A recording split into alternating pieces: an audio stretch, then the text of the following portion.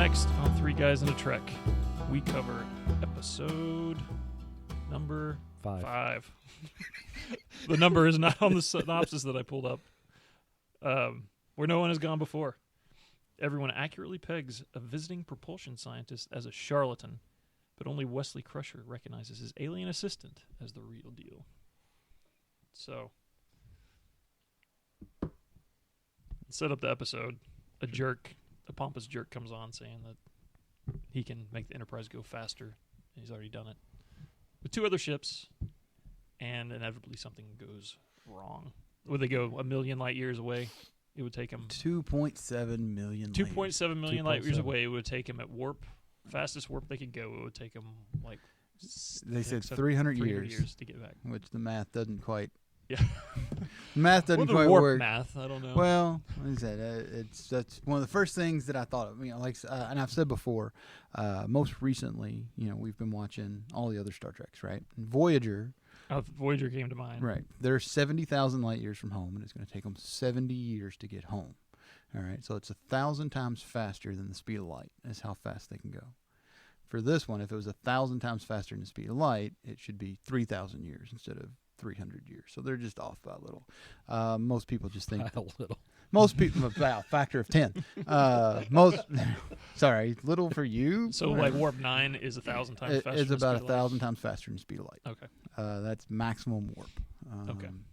Now, and there you've got episodes where they try to break the warp 10 barrier, and they mentioned in this one, we're going beyond warp 10. Mm-hmm. That's they never really get that, I guess, settled as to what that really means, And their transmission would get there in 20 to 50 years or something. So their transmission is like even faster. It's like 30,000. I think it's 30,000 times the speed of light. Yeah. But the subspace transmission. Okay. But yeah. So, but yeah, like you said, 300 years, 3,000 years. Either way, they ain't getting home. No, none of them are going to be alive. So. Yeah. So what did you all think? I've been looking forward to this one. The Traveler is one of my favorite characters. He's not in a lot of episodes. Just 2 more episodes in the entire series. Right? Exactly. And his arc, and it's 2 more episodes over the next 7 seasons. So there's, it's 1 in episode 4 and 1 in episode 7. But his arc, the Traveler and Wesley, like I said, this setup, sets up a lot of stuff for Wesley. It makes it so that, he's got a reason for Picard to give him stuff to do. The Traveler kind of gave him the inside tip. Wesley's special. Encourage him, do what you can. Don't let him in on why, but, encourage him. So it kind of sets up a lot of that, but there's some payoff to it. When it comes, season 7, there's a payoff.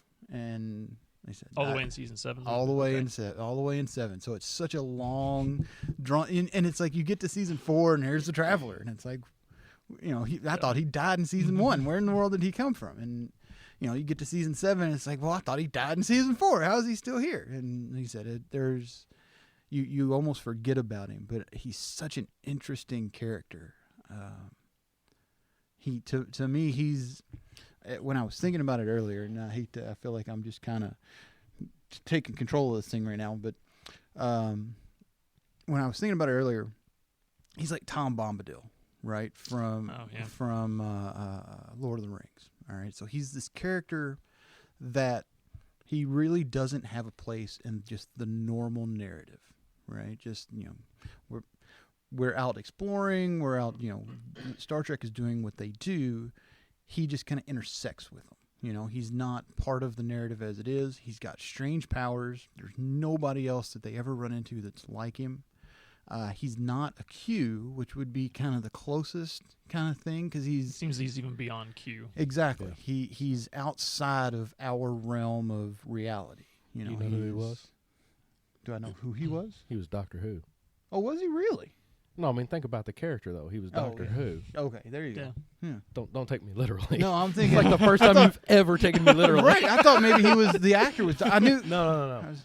But yeah, like. You're talking about what I said about the actor earlier? Yeah. The actor earlier was the second choice to be Data. I caught that. He was runner-up to him to be Data. Yeah. Okay.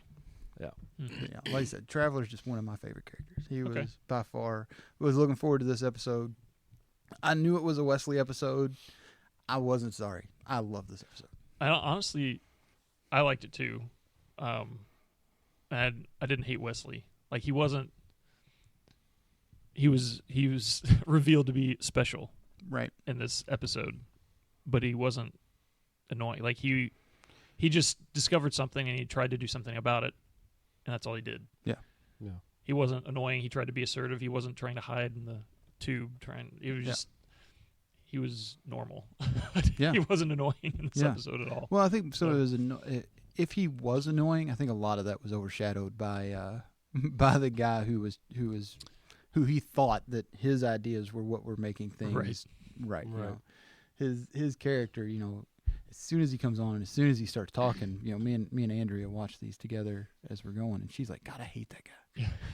And it's like, you know, that's my first thought too. Is God, I hate that guy. But really, I mean, that's decent acting for him to come on and I mean, you hate that guy immediately. There's no getting around it. Like People as soon as you hate see his face, it's like that is like punchable face. And I recognize that the actor is his name. I looked Stanley Kamel, Mm-hmm. something like that. Okay. And I recognized him. Yeah. But I looked. I know I've seen him somewhere, but I haven't seen anything else that he's been in. He's Andrea- just one of those actors I know exactly who he is. I've seen a couple of the other things he's been in because I looked him up too. Andrea said that she reminded him of Chris Kattan from Saturday Night Live. He does. Yeah. He does. He kind of does have that kind of. He usually plays a villain Okay. Mhm. in a lot of these things. I But didn't. again, go I don't looking for remember him, but- anything else I've seen him in, but I know I've seen him. Yeah. And he's just a recognizable actor like that. Yeah. So Yeah. I don't know. And I think this was his only appearance in Next Generation. Oh yeah. I can't imagine that when he got back to Starfleet that his career went anywhere after this. Was he in Starfleet? He didn't have the comm badge, and he didn't have a pip, so he wasn't an officer. The symbol, the insignia on his uniform is one that he's the only one who has it. Oh yeah. Yeah, from what I looked up, there's the only time it shows up is on him, and he doesn't have the communicator. So he's, you know, they say that's an integral part of the uniform. So if he doesn't have that, then he's probably not a member of Starfleet, Right. or at least he's not an officer. He's just viewed as, and again, this is stuff I've read online. Sure. He was just viewed as a, I guess in this case, a mathematician, a scientist, something like that. He's a VIP. He figured something out, so he was a VIP. He was Sure. given, it was almost like that symbol on his uniform was just, you know, he's a special person, you know, needs to be allowed on, because even from the very beginning of the episode, nobody wanted to let him on the ship to do what he was going to do. No. You know, so. No. But I kind of liked that. It seemed like It made him the bad guy before he even showed up. it did. Nobody liked him from the beginning, and it kind of made it very much an us versus you, you know. And even that first conversation with Riker and Picard, where Picard's like, "I don't understand why you're so upset about this," and Riker goes, "Because what he's saying is nonsense. That's just gibberish. There's nothing there." Mm-hmm. And it sets it up immediately that you know us as the audience, we automatically doubt everything this guy says. Mm-hmm. Yeah, I have no idea if the techie talk that he was using actually is anything or not, but Riker says it's nonsense. As far as I'm concerned, it's nonsense. Yeah. You know, And their chief engineer. And their chief engineer. Yeah. Yeah. Is he ever the chief engineer again? He is. Yes. He is the most. He is the chief engineer the most often of anyone in the first season. He's in 2 episodes. He is. Fun fact: I recognized him immediately from Gilmore Girls, where Really? he is Tom the contractor. He's Yes, the only he is. contractor ever All who right. does construction work in Gilmore Girls. All right. So. It's one of those rare Gilmore Girls Star Yep. Trek intersections. Exactly. All right. Got nothing, man. It's got to happen, right? I guess. Yeah. Kind of like. I was like, go ahead. No, go on. No, mine was nothing. I was going to say there's another weird intersection with Growing Pains. There's a Growing Pains intersection with Star Trek too. You remember Boner from Growing Pains? Yes. He was a Romulan in Of course he was. in the Star Trek movie, the first one with Chris Pine, where Yeah. Nero was the main bad guy. You Uh-huh. had Eric Bana. One of Nero's officers was the guy who played Boner in Growing Pains. Okay. So he's actually his last name is Koenig. He's related to Chekhov, the guy who played Walter yeah. Koenig. Yeah. So Okay. may even be his son, but I may just be making that up. Since we're talking about the different characters, one thing that's just weird that it happened this way. After they make the discovery about the thought was becoming real, and Picard goes and sees that guy, and he's trapped by fire. Sure. You know who that guy was? No. He was a well-known stuntman at the time. Where did his name go? Dangerous Dennis Matalone. A solid name. Right? From season 3 onwards, he was the stunt coordinator for Next Generation. Really? All right. So he got promoted. Well, he wasn't that great of an actor. I'm not sure that really scene. wasn't. I'm not sure that scene did it, because all he did was think about putting out a fire. Really. Yeah. And he Hey, sweated a lot. He had a flop sweat going. Yes, man. he was. did. Yeah. He could have put out that fire with that sweat. Yes, he could just shake his head. It would have gone out. Jerry curl. I mean, It would either gone out or gotten worse. I don't know, man. But yeah, I don't know. That's just like I said. I followed after your cue and kind of looked online for some no, stuff. absolutely. There's all kinds of good stuff online. Oh yeah. Yeah. This was the first, I think, truly higher concept episode. Yeah. That, yeah, they were in danger, but there wasn't really a villain. The urgency, there was some urgency, but it was more about an idea that was Right. happening, Right. which Essentially, they didn't understand. Essentially, this is Mad Max Fury Road. You go the entire episode. They go as far as they can away. Turn They around. turn come back. around, and they come right back, and they end exactly where they started. And they have to be careful not to think of the Stay Puft Marshmallow Man. And they did Yes, kind they of do. have a Ghostbusters reference. There Yeah. you go. They did that was the only my only issue with it. But this is first season. This is camp. This is heavy camp season. And the whole kumbaya, think happy thoughts, think positive thoughts. Clap that you believe in fairies. Oh man, type of thing. that was Yeah, that was awesome. woo, man. That was It reminded me of Peter Pan, Yeah. the old stage production where they that get was the audience. Yeah, to clap if you Yeah. believe in fairies. Yeah. But That didn't bother me that much. I think this is the best episode so far. And a lot of the online reviews, that's what they were saying too, saying that Really? this was the episode where, excuse me, where everybody started to click, Mm-hmm. and all the characters started kind of coming together and working together, which is odd because there was absolutely no sense of urgency. no. Yeah. I mean, when the alarm started going off, it's like all right, well, they're taking it seriously, and he's like, well, that's the only way I can get everybody's attention. And then he starts talking to them, and you just have everybody kind of doing that blank stare up at the intercom. Yeah. And then they focus in real close on the one lady's face, and then over her shoulder comes a dude in a dress. There's And you saw the that makes dude? focus. The Asian guy in the dress. I saw him. It's come Yeah. full circle back to one of our things we talked about Yep. Yep. I almost saw him. every episode. He was there. But I mean, it was like everybody on board was just kind of like, yeah, okay. And You know? it's odd to say that this is one where everybody clicked because, I mean, for the most It was part, so weird. Mhm. Worf, Data, LaForge, Tasha Yar, Captain Picard, they never left the bridge. They were, Yeah. they were, Picard left I guess once. Picard did. Picard But went and he had a conversation with Traveler. But for the Mm-hmm. most part, those 4 characters, they were on the bridge and they just kind of happened to be there. Mm-hmm. Now, Data and LaForge were still playing kind of their, who are the old Muppets? Remember the old guys Yeah. that Statler and Waldorf. Waldorf. They're still doing their Statler and Waldorf. They're Right. at the end. He's like, sleigh ride? He's like, well, I don't know what else to call it. Do you know what to call it? And it's kind of a, joking on the situation kind of thing. So they're still doing their Statler and Waldorf. And Tasha Yar is still way too serious for her own good. I was being chased by rape gangs. It's like, rape gangs? I wrote that down immediately. Rape gangs. She was in this cave. She's imagining this cave, and then she comes out of it. It's like, it's being chased by a rape gang. Like that's what that was? What? All I saw Where were do guys- we go? There were guys down the hallway laughing, and you had a cat in your hand. But hey. Okay. Yeah. And then Klingons and their pet And spiked pig. up until she said it was a rape gang, it almost felt like she was protecting the cat. Yeah. And then she says it's a rape gang, and I'm thinking, Were they after the cat? what do they do with the cats on their home planet? What were they after? I know. Yeah. I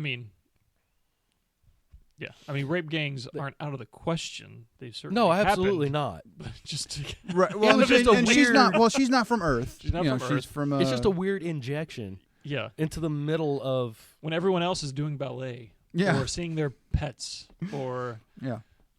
it was very strange. Seeing their mother who made them tea. Seeing their mother, yeah. Or the guy playing the violin, who, when everything stops, he just looks mildly disappointed. Yeah. Like, he was not surprised at all. He's like, no. Yeah, I guess Okay. I kind of. That was a really good daydream. Yeah. I need to have more of those. I'll go back to lunch now. What was it? Here's one quote that they said. It said, with the full weight of its network behind it, the Next Generation got away with a lot of things that would have killed other shows stone dead. This episode is a prime example of that. Really? Yeah. Who in the world? They said the crew lack agency in their situation. The ideas it presents are wholly unrelatable, and the story has virtually nothing resembling an emotional core. I don't know. Well, now wait. And he says, and yet it works. If only because it tickles the part of you that wonders exactly what might be out there. Early, The Next Generation was many things, but where no one has gone before shows that it was not bland. And, I mean, he's right. What kind of character development did we get? You like talking about the character development stuff. Yeah. We didn't get any. We didn't get... I mean, Picard hated Wesley a little bit less, I guess. He did. Well, he did. I kind of got the the feeling end. that he was kind of almost joking. You know, it's kind of like a wink, wink, nudge, nudge. Hey, Riker, you know. Oh, at the end, they were yeah, definitely. You know, it was Oh, he yeah. was trying to Yeah. playfully get around Right. the command. The command, yeah. But yeah. But, They I kept mean- calling him boy. Boy, yeah, Boy. Yeah. Hey, you boy. What's the child doing here? and then That's weird. they say 'cause the Riker boy's knew those name- two young guys, Yeah. kids' names. in And the he other He constantly episode. calls him boy. And then, when somebody finally does say something, says his name is Wesley, and from then on, everybody else calls him Wes. Yeah. That's not That's not what he okay, said. Whatever. That's passive aggressive. Yeah, just a little bit. Yeah. But I mean, the emotional core statement on that, whatever. I don't agree with that. But they did some weird stuff for Star Trek, They did. and most of what let them get away with it was every time the ship stopped, you saw something cool on the screen. You did. I mean, it was impressive. Even now, I mean, I'm not saying they hold up extremely well, but it was kind of cool to see all the different stuff show Sure. up. Mhm. Sure. I don't know. The final destination with the snowflakes was a little weird, Yeah, but or Dreamland or Never Never Quantum Land. felt like they were going Quantum Realm. Well, felt like they were going to the island Spoiler for alert. Misfit. Yeah. What was it? Island for Misfit Toys? There you go. Yeah. Um, Well, yeah. Speaking on the urgency thing, like no one was really worried. but there like was at no the end, urgency. And Picard or Data was like, "Why don't we just stay here for a while and explore? Because no one's coming here anytime soon." And Picard was like, "Well, Well, tempting." at that point, Yeah. but at that point, all they could do was let. What was the guy's name? I wish I'd written it down. Do you have it over there, Mike? What the Kaczynski. Kaczynski? All they could really do was, like LaForge said, if this guy can't do it, who can? Somebody's got to be able to get us home. And while they're standing there talking about it, they've not gotten that. That's when they're in the first galaxy that they get to. So they're not having these thought problems.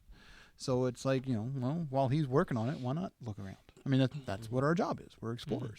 Let's look around and see what's out here. And I was actually kind of surprised that they didn't want to At least send out a probe. send in a Something, probe, do a something. scan. I mean, Yeah. you got 1,000 people on that ship, man. You've got now 3 people are working on getting you home. You got 997 people on that ship Yeah. who can run a scanner, pick up a tricorder, man, stick it out the window. I mean, Mhm. scan something, take Yeah. a picture.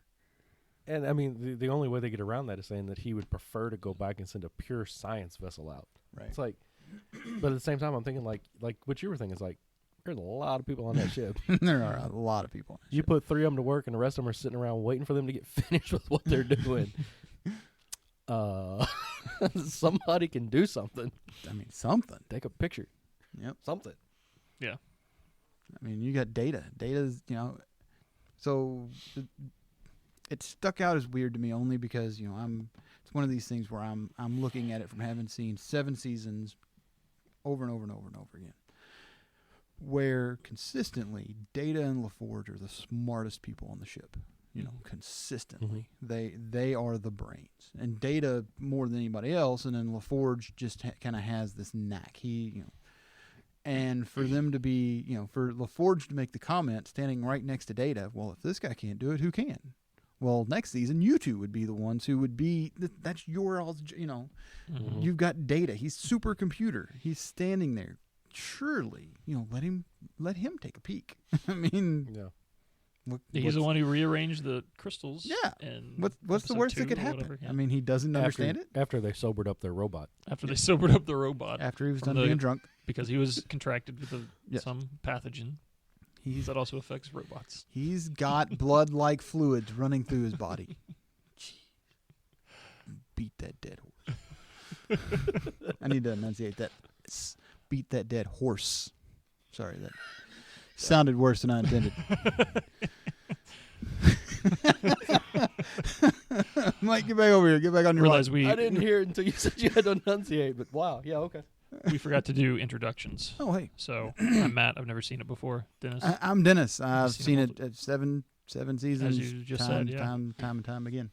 I'm Mike. I've seen several episodes, but this is the first time I've seen this one. All right, and we're back. Yeah, we're back. Okay, so. Yeah, I don't think I saw much of the first few seasons of this series, actually. Oh, really? Yeah. Because there's a lot of stuff going on that I just remember Q always being there. Gotcha. I don't remember ever being introduced to him. Gotcha. Yeah.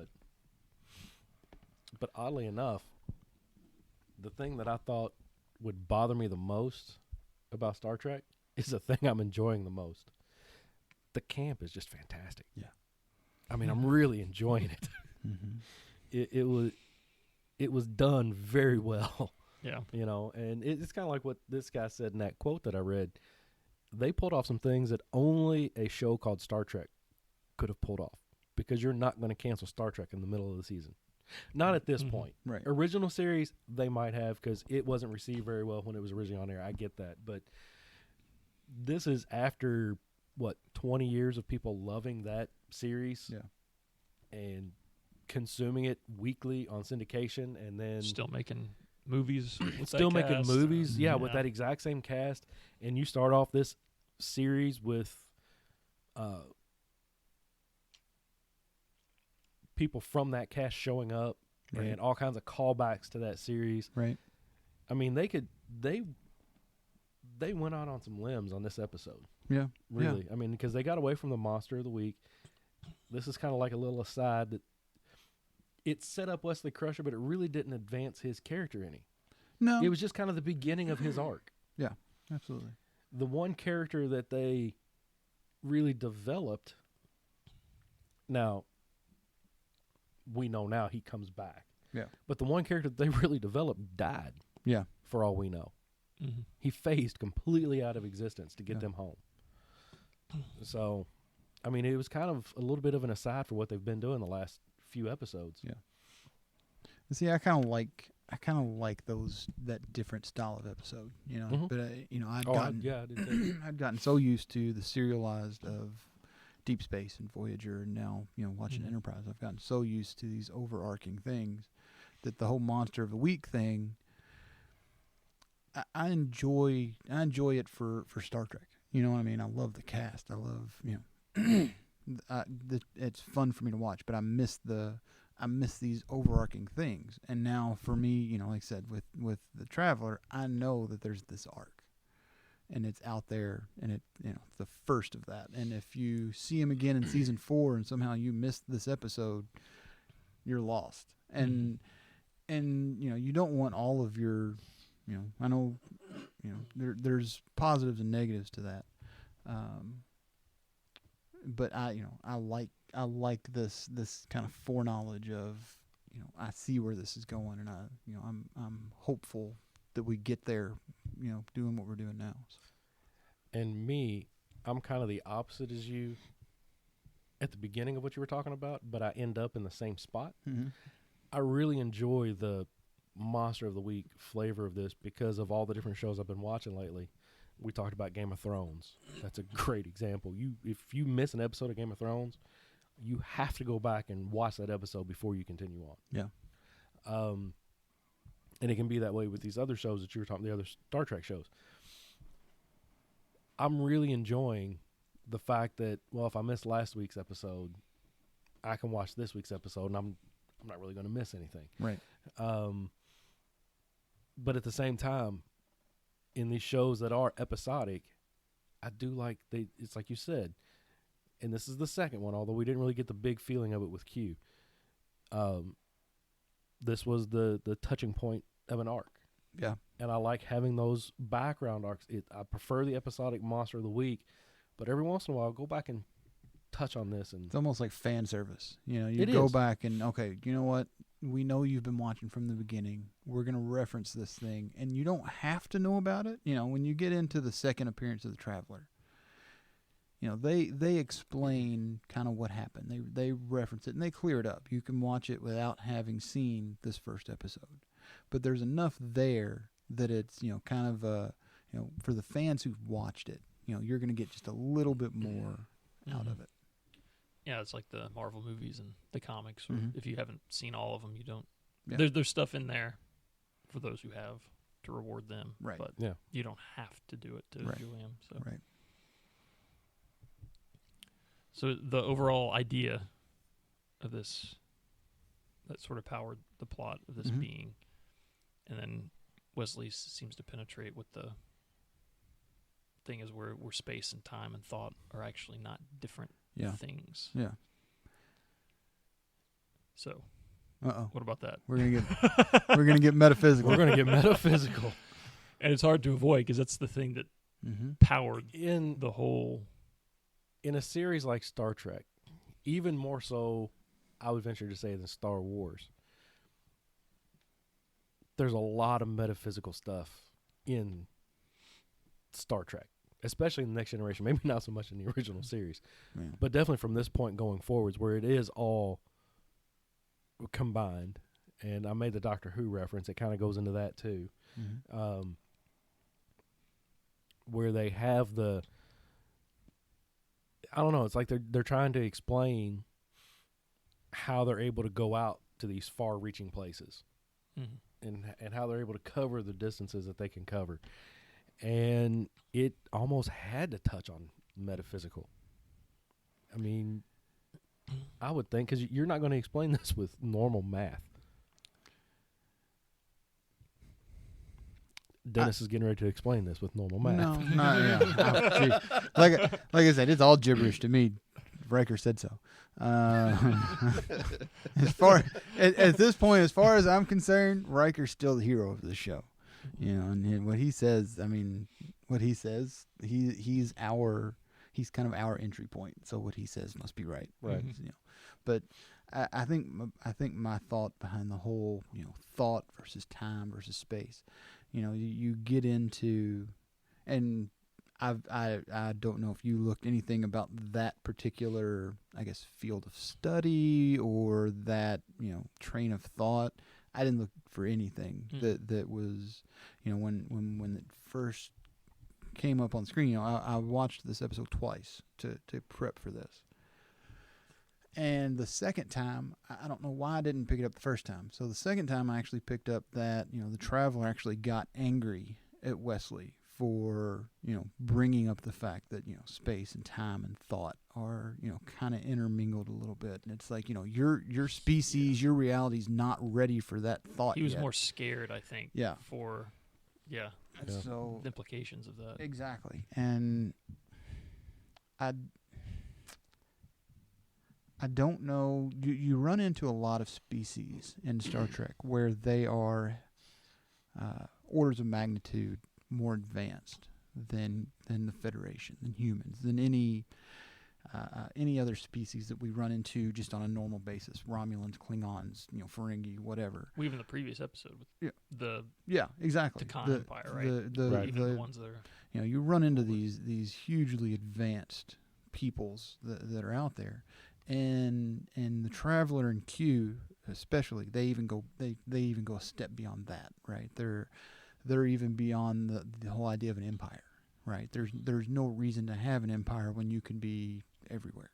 You know, why have resources portals? or Exactly. You don't have armies, you don't have ships, you don't have, you know, and you know, he's borrowing Starfleet ships to get around our existence, but that does not to say that he couldn't leave our existence and re-enter it at a different point. You know, he's it's not about the journey for him, non-corporeal. You know, he doesn't have that physical being. You start talking about time and space and thought being the same. You get into Albert Einstein. Albert Einstein, you know, he talks about, you know, time and space being relative. They're tied together, right? The farther away you are from something, you have time dilation. You know, the more quickly time passes for you, the longer it takes to pass for, you know, something traveling at, you know, relativistic speeds. Or, you know, you've got this connection between time and space and speed. And then to throw thought into that, you know, you don't think about how fast is thought. You know, thought is, you know, instantaneous. You know, we talked earlier about speeds, you know, 1,000 times the speed of light, 50,000 times the speed of light. You know, how fast is a thought? And, you know, I wonder how much of that is what the Traveler was worried about with Wesley. Not that, I don't know if he thought that Wesley could actually access that, where, you know, he has access to the ability to think speed and space into being, you know what I mean? Or think time and space. But something there, like you said, it scared him. Yeah. But I can't, like I said, it's one of those things that, how do you wrap your head around that? It's not something that we talk about on a regular basis. I don't even, I have a hard time even putting it into words. I can gibber about it here for 10 minutes, it sounds like, but I'm not getting anywhere.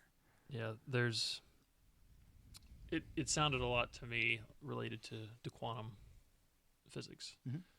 And there's a book out called Anathema by Neil Stevenson, which it's a great book. I think it's one of my favorite books I've read. And it's one of those things where he explains quantum physics, and it's an integral part of the plot in a way where he makes you feel like you understand it. Okay. Even though you really don't. But he makes you feel like you do. Sure. But in that story, there are, you know, multiple universes that hold canard. But he talks about the mind as a quantum computer, because the mind, when it's making a decision, it's actually thinking about every other possibility and discarding them before arriving at the one it wants to think. Sure. Right. And so it does that instantaneously without us even thinking about it. Right. And eventually in the book, there are hints and stuff that you get where they have this order of monks, essentially called the Redders, who can. It's hinted that they can literally speak things into existence. Okay. Because the mind is a quantum computer, and if you learn to tap it right with the right language and all this other stuff. So are they talking about, you know, when people talk about alternate realities or alternate futures or alternate timelines, you know, you think about a decision tree, right? If I could go left or right and I go right, well, there's an alternate dimension where I went left. Right? Yeah. So in this case, is it every single thought that they didn't pick? Does that happen? It's like it creates, or is it alternate universe? It's your mind, the mind is because the mind is the sort of the one constant between all universes. Okay, and so that's how it's all connected. It's been a while since I've read the book, but it's a good book. Yeah. But yeah, that was one thing I thought of when it came, and the idea of thoughts being reality. Right. The other thing is literally from a Christian perspective, from a creationist perspective, where God literally thinks reality. His thoughts and words are the same thing as time and space. Right. They're equivalent. Right. And so when you're talking about God, it's literally true. Well, apparently, and Mike, I know you said you've done a little bit of research into this episode. One of the things that I came across, they said that one of the original endings for this episode was that instead of the Enterprise basically being thought out of our plane of existence onto another plane and then brought back, when the Enterprise leaves the blue place with all the lights and the clouds, and it's actually it basically creates a big bang of sorts. It creates a universe. Oh, okay. All right. So it's so when they leave, it initiates that. And apparently it was going to get even deeper than that. It was going to be that they were actually in there for 6 days, and when they get back, Picard orders a day of rest. Really? I mean, a literal biblical creation narrative. Okay. You Wow. know, Okay. that was actually part of the original plan for this. It didn't obviously go through. That's very interesting. But yeah, that was. It got pretty deep. That was the original script. Was it? Yeah. The original story was developed from a book. Let's see. I'm looking for her name. Diane Duane, I believe it was. She had written a book on a Star Trek novel, The Wounded Sky. Okay. And this guy, I'm trying to find his name now. It seems like it was an original series novel. Michael Reeves. So it was like Kirk and Spock. It was that time frame. Yeah, and they worked together to expand the story slightly from her original idea, and one version of the script, may not have been the first one, version of the script involved the Enterprise causing the birth of a new universe with a play on the Genesis creation narrative. Yeah. And the Star Trek creator didn't like it. No, evidently nobody liked it. I can't imagine why. And so that they...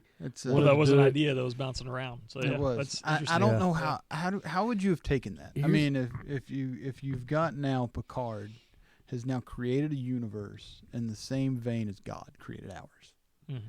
Do you take that as blasphemous? At that point, has Picard become the god of another universe? Is he? It depends on if he created it out of literally nothing or not. Right. So it's just because I think that's one of the things. How we are made in His image, we do create. We have an imagination. That's the other thing that came from the other thought I had is that the other way our thoughts, we can't do something really until we first imagine it. So in that way, our thoughts really do have that potential to create reality. Okay. And so in that sense, we are in His image in that way. And we're not in the sense that we can create from nothing, but we are sub-creators. We can take what's there and create, change it and mold it. And when we do, and imagining things is the closest we get of creating. I can create a whole story in my head. And when I created it, literally didn't exist before. Right. So like as soon as Shakespeare created Hamlet, all these characters were spoken into existence, essentially. And then everything else in existence became not Hamlet. Right? Okay. And so creating Hamlet changed the rest of reality. I got you. Because now there's an antithesis to Hamlet. Right. Nothing else is Hamlet. Nothing else can be Hamlet. Yeah. Hamlet is Hamlet. Hamlet, yeah. I'm going to need something stronger than water. And I got a Coke over here. We might have to share. That idea is morphed and taken from Mind of the Maker by Dorothy Sayers. Okay. Where she talks about the Trinity and analogy between a writer and God, the Godhead, essentially. Really? But I guess I've never considered that aspect of maybe not even necessarily just writers, but you know, these creators in general, musicians, artists, writers, you know, whatever, you know, the creative mindset. Yeah, what are the implications of that? Yeah. Trippy stuff. So, to stay on a little bit of that train, they pitched the story. These people, who is it, Michael Reeves and Diane Duane. I'm probably pronouncing both of those wrong. I'm sure they'll forgive you. Yeah, they pitched the story to Gene Roddenberry and the story editor David. I am going to pronounce this wrong. Gerald. Gene Roddenberry favored the idea but suggested changes. They changed the name of the episode to Where None Have Gone Before, but it still differed significantly. Kaczynski was a roommate of Picard's at Starfleet Academy. Oh, wow. And instead of the Traveler, the ship's extreme propulsion was provided by a warp drive booster with a miniature black hole. The resolution of the plot involved... This is where we're staying on the trippy train. The resolution of the plot involved imagining a duplicate miniature Enterprise and the interaction between the black holes on both of those ships' propulsion units. And then that's all we got. Wow. So imagine it from there. Now we have 2 black holes getting us back home. Huh. I am curious why. Like, it would have been interesting if they had made the resolution dependent on them all thinking their way out of it. And instead of relying they kind on of, but they kind of did. They But kind of it tells you where They the channeled thinking. it, It tells you where the thinking thing, the idea of the thought process of it came from. Well, yeah. I think it was even more. I think it was even more solidified than just they're thinking it, because they. I felt like they implied that Kaczynski. What is this guy's name? Yeah, Sorry? Kaczynski. I don't know why. He's got such a punchable face. I can't get his name though. Kaczynski. Yeah. You wanna call him Face Punch Man? Face Punch Man. So that was implied. So the Traveler sits down and he's ready to get us home, right? And he says, well, I need Kaczynski. And you think back to the interactions he has with Kaczynski. He's Kaczynski's assistant. And he implies throughout the show that thought and knowing in your head that something is enough to make it. And my wonder is, or my thinking is the reason that Kaczynski's stuff worked is because, like the Traveler said, he's a focal lens for thought. All right, so Kaczynski, he thinks, like he said, I really thought that I was doing something different. And Troy makes the statement, he believes that he did it. There's no doubt that he believes that he did this. Yep. And I wonder if it was that thought focused through the Traveler that actually made it happen. So the Traveler couldn't get him back without Kaczynski sitting down and, you need me. Okay, well, you need me. So he sits down and he goes through that same process, thinking in his head, something that I'm doing is working, is getting us home, and the Traveler needs that. And that just that belief that what he's doing is working times the Traveler makes it work. It seemed like he was just throwing him a bone Exactly. at the end. Exactly. It kind of seemed like that, but we need you. But I felt the same way. Now, I wasn't going as far to think that he needed him down there to think that he was still doing something. I thought it more of along the lines of he needed that guy to really be thinking some positive thoughts, because he was sitting over there in the corner sulking. And if whatever you think is what the Traveler can make happen, he don't need you doing that right now. Right. But I mean, that makes absolutely, sense. it could be that he was trying to kind of direct his thoughts to, I am useful in this. Yeah. Because I agree with you 100%. That's what was making it work, with his belief that his calculations or whatever he was doing was working. His belief in that is what the Traveler was using to actually make it happen. Right. He was focused, like you said, he's a focal lens for thinking, for thought. Right. So But it seems like the Traveler could do it on his own. See, until he got weak. I don't know. Because he said he had been gone for too long. But I mean, you think both times that they traveled, you had Kaczynski going through. I'm sorry, the first 2 times that they traveled, obviously not the time home. You had Kaczynski sitting over there thinking, okay, it's no big deal. I did it. I can do it again. And using that analogy of him being, the focal lens. You take a flashlight, or you take the sun and you focus it through a magnifying glass, and it tightens it and it harnesses it, and it takes all of that energy in a 6-inch lens and condenses it down to a pinpoint. And it creates something that, in light's case, something that can do, damage or almost a solid beam of light. So now you're taking this, this thought. He knows it's gibberish, obviously, because he said, well, I genuinely thought that it was just working for me, but he knows that he's not doing anything. I mean, everybody could see the calculations weren't there, but he really believed it. And that belief and that thought, and then the traveler taking it and solidifying it and applying it. I don't know that the traveler would have been able to do that without that. I wonder how much of what the traveler, like he said, he's out looking for people like Wesley Crusher. He's out looking for people like Mozart, these geniuses who just get things. They're heads and tails above people for no other reason than that's the way they're wired.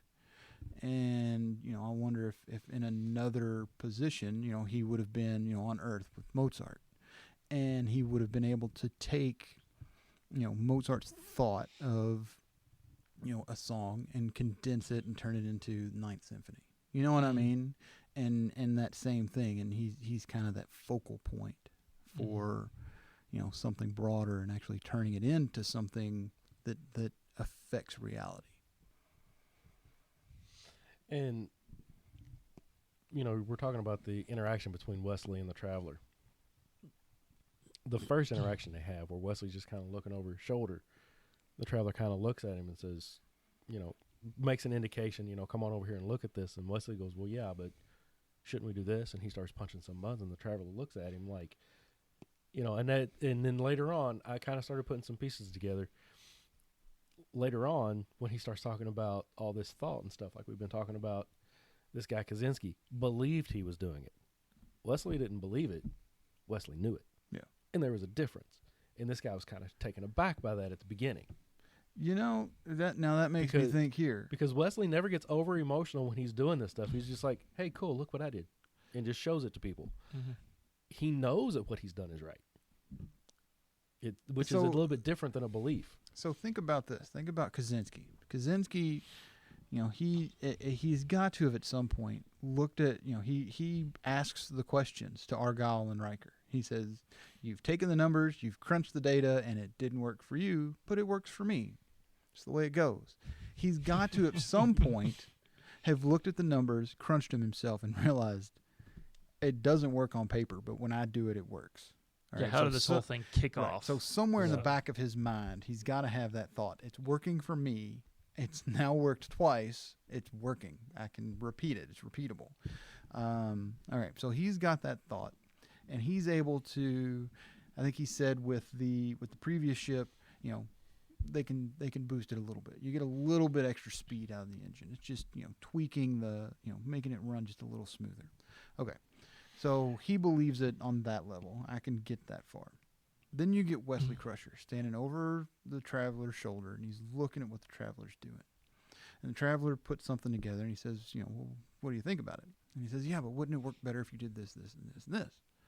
And they're like, yes, that, the traveler sees it. And I don't know if the traveler would have made the same change himself, or if Wesley Crusher, did something that the traveler wouldn't have done or wouldn't have expected.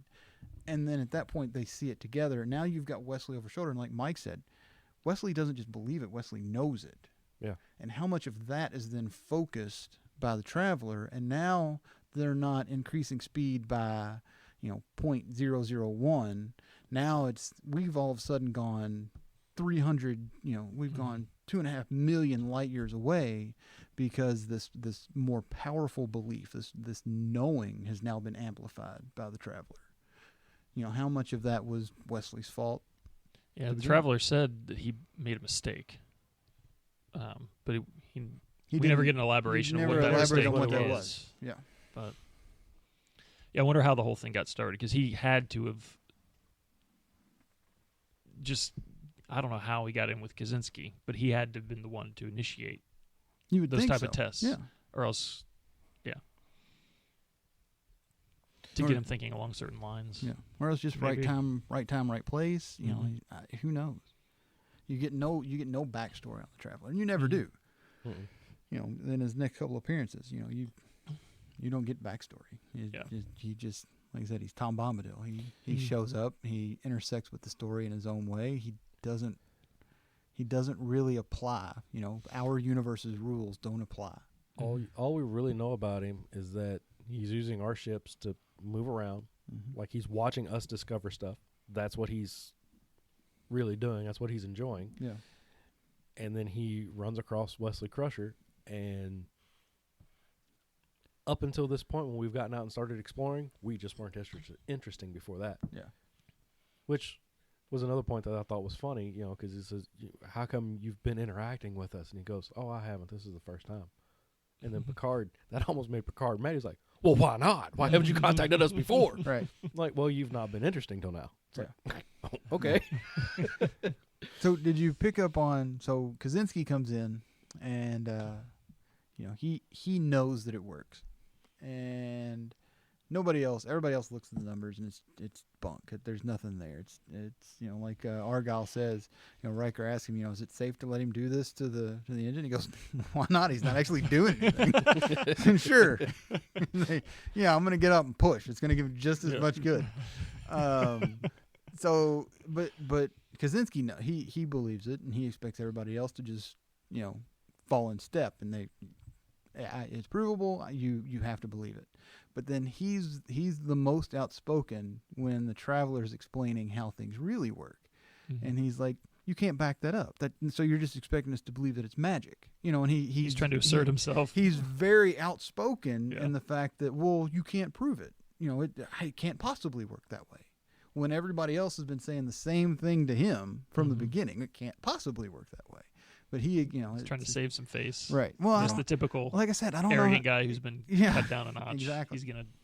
I don't know how much of it is saving face and how much of it is like I said. There's that dichotomy of what I say you have to believe, but if I don't believe what you say, you're crazy. Take my words on faith, but I'm not gonna take your words on Absolutely. faith. Yeah.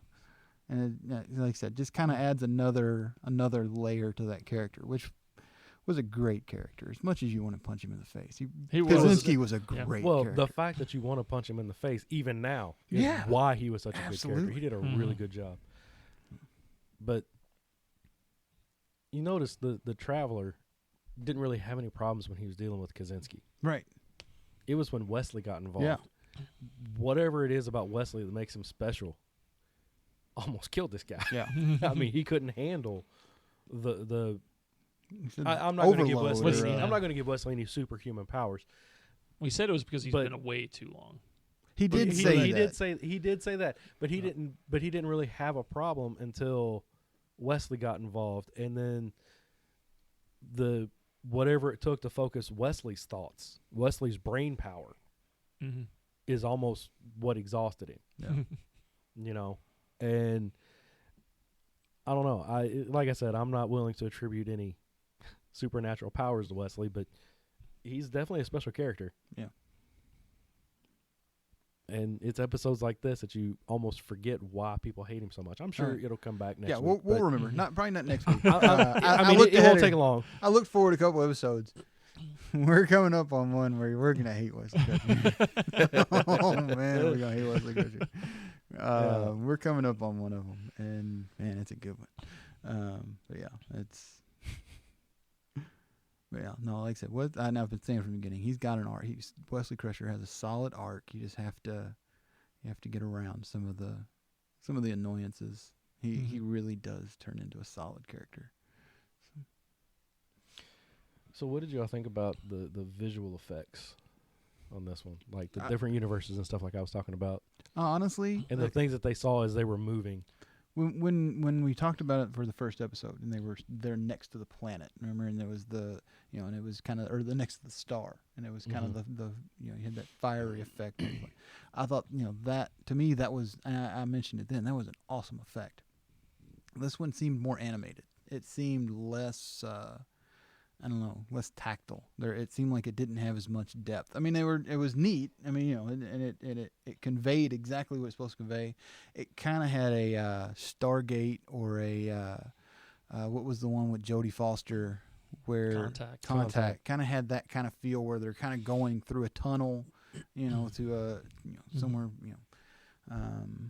so it was a neat kind of effect, but it didn't take me out of it at all. Yeah. Like it did what it had to do. Like I didn't take special notice of it, and I didn't. Yeah. So it was just there. The like I said, I did some research, so obviously I asked that question for a reason. Loaded question. Just a little bit. Unload. Robert Legato was one of the people working on the special effects, and some of the effects that they used for when they were traveling through space, the script and everything was very vague about what they needed because, I mean, how do you describe the end of the universe? Right. And so what he did was he played with... Is there a restaurant? Yes, there is a restaurant at the end of the universe. He played with Christmas lights and water reflections in his basement. That's where every good Star Trek story has to start, right? I mean, that's where you get most of the Star Wars audio effects. The pew pew. It's somebody hitting a wire with a coat hanger or something. I mean, it's right. But let's see. He played with the effects of water reflections on his basement wall with the Christmas lights, shooting through, I don't know what this is, Bopet film. Mm-hmm. He created multiple images which were layered over one another for the final effect, which he described himself as peculiar and bizarre. Yeah, so there you go. So do you come across this M33? They go to this galaxy. They talk about the M33. M33. So apparently it's a real galaxy. And at the time that this episode aired, the estimate was that it was between 2 and 3 million light years away. As things have gotten better, now currently they actually estimate it between 2.7 and 2.8 million light years away. Oh yeah, it's interesting how close they were. Yeah, by sheer dumb luck. But it was, like I said, it was pretty interesting that they got it pretty close. So what do we rate this guy? I mean, this is Matt. What do you think? I'd say I almost want to rate it a 6. Yeah. This is still out of 7, right? Out of 7, yeah. No, I'm just making sure we're clear. I think Clear as mud. I think I'm good with 6. Yeah. Because it was good. What do you think? 6 is. See, my problem is I know what's coming. That's why I'm hesitant. Exactly. But 6 is from what I know right now. 5.5 to 6. Based on the first 5 episodes. God, this is 5.5, 6 is easily. And the fact that, like I said, Traveler's one of my favorite characters on the show. I would agree. I can go as high as 6, with the caveat that when we get to Inner Light, which is by far the best Star Trek Next Generation episode, it may be a 9 out of 7. So just with that caveat that I may go beyond 7 at some point, this one is a solid 6. Okay. This was a good episode, but like I said, I'm in it for the Monster of the Week stuff, Yeah. and it just wasn't there this week for me. I mean, 4.5. Yeah, really? It's just okay. Yeah. I mean, I know I sounded like I was kind of bagging on it and making fun of some of the earlier episodes. I mean, we're only on 5. How much earlier can we get? Feels like we've been doing this forever. I know, right? But I really enjoy the Monster of the Week episodes. I think a little bit more. Yeah. Which is not at all where I thought I would be. Yeah. I mean, which has me excited to watch these episodes now. Mm-hmm. Even though I know I've been the worst one about keeping up and being on time for it. No. I blame the kids. Absolutely. Seems like the right thing to do. They're small. They can't do anything with it. That's right. Yeah, I don't know. It was a good episode. I did enjoy it. So I just it was missing the one thing that I was really looking for. We're gonna have to get a board where we can start keeping track of. I'm interested to see this episode that you're talking about. You would rate as a 9. Is it more similar to this, or is it more similar? No, to it's Monster definitely more similar to this. It's definitely not the typical Monster of the Week. There is definitely kind of a. I say it. There is an alien presence that is antagonistic, but it's definitely more of a thought piece than a Monster of the Week piece. Like Yeah. I think if anybody, How far away is that? oh gosh, it's it may be fifth season. I mean fourth or fifth season. It's out there. We'll have forgotten about this conversation. by then. Absolutely. So after this episode, you can tell me all about it, and I won't remember it when I see it. Absolutely. We can go watch it real quick after this. Yeah, I mean, I would be happy to sit here and watch that episode. I've got my right Netflix tab up. We can, and it's on the Next Generation. We can just. There's a prop, and this is completely off course. There's a prop from that episode, a penny whistle that Picard learns to play. It's like I said, there's a lot to this, and it's sold at auction for something like $120,000 or something crazy for this little whistle. And if I could own one piece of Star Trek memorabilia, it would be that whistle. Wow. Okay. I mean, that to me, it is one of those things that's just, it's iconic. I think if you were to Google right now, top Star Trek Next Generation episodes, it would surprise me if it's not in the top 3 of whatever the first link is that you come up with. Challenge accepted. Absolutely. Here we go. Let's see what Dr. Google says. Top Star Trek Next Generation episodes. What was the name of your episode? Inner Light. Best. It's not even on there. Not yet. Hold on, Hang on. let me Let pull me this over here. Let me click more items. See if we can find your episode. I need to slide my mic over there closer. I can't see. I've got to be able to disagree. Encounter at Farpoint is one of the top 10. No. Is Stop, someone stop, wrong stop. on the internet? No, this is 10 best Jean-Luc Picard episodes. Inner Light is the Jean-Luc Picard episode. I am angered. All Good Things, Tapestry, Aborg. Oh, I'm so angry. Drumhead, Family, If the anybody, Best of Both Worlds. if we've got like 10 people who listen to this on a regular basis, somebody out there has to agree with me. I just cannot. That just is unreal. Star Trek Next Generation episodes, the best 25. Oh gosh! See, now I'm just devastated. I am absolutely. What was the name of yours again? The Inner Light. Inner Light. I'm looking 17, 16, 15, 14. I still haven't seen it. Hope is dwindling. Maybe it's in top 10. Elementary, Ship in a Bottle, All Good Things. Elementary's in season 1, isn't it? Elementary may be in season 1. Yeah, Q I Who remember is a seeing good that. one. Oh, come on. Yesterday's Enterprise. There it is. There number it is. 2. Inner Light, number 2. Okay. There Number we 2. go. There you go. Vindication. How many links? The second The list we second- found. Second one. Second Okay, list. second one. Not bad. Second one. Oh, gosh. Okay, folks, you have no idea. I am devastated that is not number 1.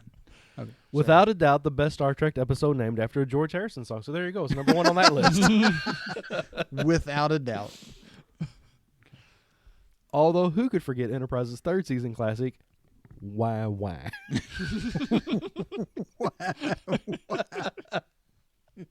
I got my mind set on you. Okay. I won't read the rest. All right, but yes, Inner Light. That'll be my 9. Oh, I'll I forget. see why. Okay.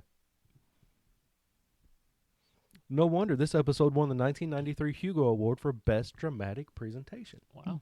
There you go. So there you go. It's the best. You can sleep now. No, I still can't sleep. I can't believe it wasn't on that first list. Dude, It that was- was Picard-centric episodes. This No, that is a Oh, very. I am I just angry. read the. I'll read it to you, Matt. Afterward, I don't want to ruin it in case we're still doing this 5 seasons from now. No. If we decide, hey, this has got to end after a year, I'll go through and I will pick and choose, and we will do this for at least another 3 months because there are must-watch episodes that we would have to get to. So, Something to remember when you're going through that list. I've never seen any of the Borg stuff. and that's all right. Well, we can skip the Borg. You don't need to see the Borg. The Borg are an important part of Star Trek lore. Well, I don't. the Borg is the thing that I'm hoping we get to Yeah. because I want to see it. Yeah. Mm-hmm. In my mind, that's because of First Contact. Like Yeah. that's the villain of the Next Generation or the Borg in my mind. Absolutely. Yeah. All right. Sorry, can we digress here real quick? So we did our scores. Alternate titles on Star Trek Pond. This is transcendentalism at its best. Ralph Waldo Henry David Thoreau was on Golden Pond, right? On that, I don't know. like I said, it's just that whole idea of what I think is what makes me what I am. Oh, okay. Transcendentalism, Ralph Waldo Emerson, Henry David Thoreau.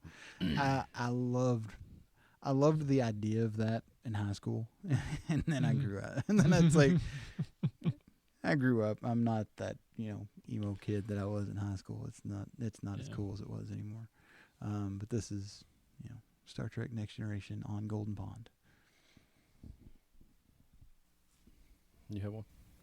Violins, ballet slippers, and rape gangs. Oh my! Nope. I take mine back. I'm going to have to second Matt. I got Matt is the winner of the day. Wow. You've just won the podcast. Congratulations. Yeah, I don't think I have anything that can beat that. So last week the Ferengis were the flying monkeys. Yeah. And this week it's another Oz reference. Yeah. Face Punch Man. Violins, ballet slippers, and rape gangs. Yeah. Oh my. One of these things is not like the other. Yeah, those violins. Is it the violins? We are Waldorf and Statler, aren't we? No. We're Data and LaForge. Okay, there you go. We'll let the listeners decide which one of us is the black guy. And let me just say, I've never been afraid of Klingons before. Yeah. Until Worf smiled. Oh God, dude, those teeth. That was horrific. Oh, those teeth. He had, that put the Ferengi dental work to shame. The Klingon Targ. Yep. So happy. He was very happy. Just so you know, cat. the Klingon Targ was a tamed wild boar named Emmylou. Emmylou. So there you go. Sweet. I can't imagine a wild boar ever being tame enough that you could put an outfit like that on it. Makeup, prosthetics, whatever. Man. Yeah. All right. Somebody close this thing out. We're talking about pigs named Emmylou now. Until next time. Absolutely.